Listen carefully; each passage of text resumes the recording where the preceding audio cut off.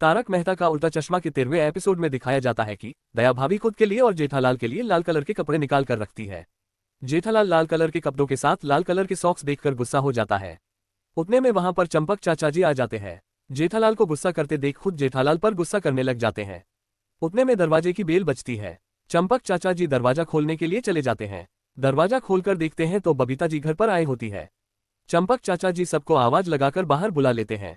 जेठालाल आगे बढ़कर बबीता जी को बैठने के लिए कहता है। बबीता जी बैठ जाती है तो दया भाभी चाय नाश्ता के बारे में पूछती है।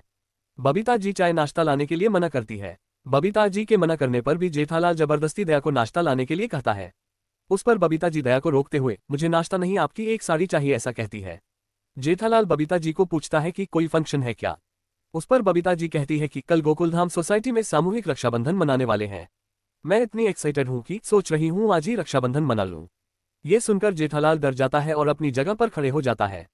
खड़े होकर किसी का फोन आया है ऐसी एक्टिंग करता है, मगर उतने में सचमुच किसी का फोन आ जाता है, जिसके कारण फोन की रिंग बजने लगती है और जेठालाल झूठा नाटक कर रहा था ये सबको पता चल जाता है। जेठालाल हड़बड़ी में दया जाओ बबीता जी को साड़ियां दिखा दो ऐसे कहता है। फिर शाम को जब जेठालाल दुकान से घर पर आ रहा होता है तब दया बालकनी में आ जाती है। दया जेठालाल को घर पर आने से पहले जनरल स्टोर से आपके लिए चूरन लेकर आइए ऐसा कहती है, जो सुनकर बाकी लोग जेठालाल पर हंसने लग जाते हैं। उस कारण जेठालाल दया पर गुस्सा हो जाता है। उतने में जेठालाल की नजर बबीता जी पर पड़ती है। बबीता जी कोमल भाभी के साथ उनके दरवाजे पर कुछ बात कर रही होती है। जेठालाल बबीता जी के पास जाकर बात करने ही वाला होता है, इतने में उसे सोसाइटी में होने वाले सामूहिक रक्षाबंधन की बात याद आ जाती है, जिसके कारण जेठालाल थोड़े दिन बबीता जी से दूर ही रहना सही रहेगा ऐसा सोचकर जल्दी से अपने घर चला जाता है। फिर रक्षाबंधन के दिन जेठालाल और दया जब रेडी हो जाते हैं तब बापूजी वहां पर आते हैं। जेठालाल का उतरा मुंह देखकर तुम्हें सामूहिक रक्षाबंधन से प्रॉब्लम क्या है ये पूछते हैं। उस पे जेठालाल ऐसे जबरदस्ती किसी को राखी बंधवाना अच्छी बात नहीं है ऐसे कहता है। बापूजी जेठालाल को समझाते हैं। फिर जेठालाल दुकान जाने के लिए निकलता है तो बापूजी उसको रोककर दुकान में फोन करके आज नहीं आ रहा हूं ऐसे कह दो कहते हैं।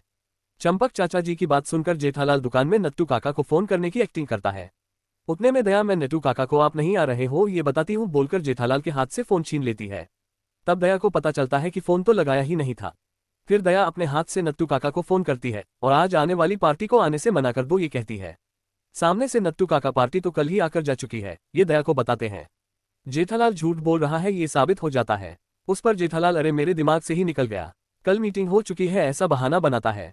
फिर चंपक चाचा जी जबरदस्ती जेठालाल का हाथ पकड़कर नीचे सोसाइटी कंपाउंड में ले जाते हैं। सोसाइटी के कंपाउंड में सामूहिक रक्षाबंधन की सारी तैयारियां हो चुकी होती है। भिड़ेगड़ा फैमिली को आते वक्त देख लेता है, मगर उनमें टप्पू नहीं है ये देखकर चिंतित हो जाता है। फिर भिड़े सामूहिक रक्षाबंधन का प्रोग्राम शुरू करने का ऐलान करते रहता है। वह सुनते सुनते बबीता जी जेठालाल के बाजू में आकर खड़ी हो जाती है। जेठालाल अपने बाजू में बबीता जी को देखकर वहां से चुपचाप निकल जाता है। निकलकर जेठालाल डॉक्टर हाथी के घर पर घुसने की कोशिश करता है, मगर उनका दरवाजा बंद होता है। फिर जेठालाल भिड़े के बिल्डिंग में घुसने की कोशिश करता है तो वहां पर अब्दुल मिल जाता है। अब्दुल से बात खत्म करके अंदर बिल्डिंग में जेठालाल घुसने ही वाला होता है कि वहां पर तारक मेहता और अंजलि भाभी आ जाती है। तारक मेहता जेठालाल को अंजलि से राखी बंधवा लो कहते हैं तो जेठालाल वहीं पर अंजलि भाभी से राखी बंधवाने लग जाता है। सामूहिक रक्षाबंधन कार्यक्रम शुरू हो जाता है, मगर भिड़े को टप्पू कहीं दिखाई नहीं देता। सबके आखिर में बबीता जी जेठालाल को राखी बांधने आती है तो जेठालाल यहाँ वहां भागने की कोशिश करता है। जेठालाल को भागता देख सारे गोकुलधाम के पुरुष मंडली जेठालाल को जबरदस्ती पकड़ के बबीता जी के सामने खड़ा कर देते हैं। जेठालाल का हाथ जबरदस्ती आगे करके बबीता जी से राखी बंधवा लेते हैं, मगर इतने में जेठालाल बबीता जी से राखी बंधवाने का सपना देख रहा था ऐसे दिखाया जाता है। भिड़े जेठालाल के पास आता है और जेठालाल का हाथ आगे करके बबीता जी को राखी बांधने कहता है। बबीता जी जेठालाल को राखी बांधने ही वाली होती है, उतने में बबीता का सगा भाई गोकुलधाम सोसाइटी में आ जाता है। बबीता अपने सगे भाई को देखकर चौंक जाती है। जेठालाल को राखी पहनाए बिना ही अपने भाई के पास बबीता भाग जाती है। भिड़े अय्यर से कौन है ये लड़का ऐसे पूछता है। उस पर अय्यर वह लड़का बबीता का सगा भाई है ऐसे कहता है। ये बात सुनकर जेठालाल खुशी से कूदने लगता है। उतने में जेठालाल के पास चंपक चाचा जी आ जाते हैं। जेठालाल चंपक चाचा जी को भी बबीता जी का सगा भाई आया है ये खुशखबरी बताता है। उसके बाद वहां पर टप्पू एक लड़के को जबरदस्ती पकड़ कर ले आता है। ये लड़का ही सोनू को रास्ते में तकलीफ देता है ऐसे टप्पू भिड़े को बताता है। वह लड़का सॉरी कहता है तो टप्पू उसको मेरी नहीं सोनू की माफी मांगो और उससे राखी बंधवा लो ये कहता है। फिर वहां पर सोनू आती है और उस लड़के को राखी बांधती है। उसके बाद भिड़े सोनू को टप्पू को भी राखी बांध दो ऐसे कहता है, जिस पर टप्पू मना कर देता है और सोनू भी टप्पू मेरा बेस्ट फ्रेंड है कह देती है। उसके बाद टप्पू वहां से बिना राखी बंधवाए ही चला जाता है। भिड़े टप्पू को आवाज लगाकर जबरदस्ती रोकने की कोशिश करता है, मगर उतने में जेठालाल भिड़े से ऐसे जबरदस्ती राखी बंधवाना अच्छी बात नहीं है कहता है। और फिर तारक मेहता का उल्टा चश्मा का 13वां एपिसोड खत्म हो जाता है। दोस्तों, हम ऐसे ही बहुत सारे वीडियोज अपलोड करते रहते हैं।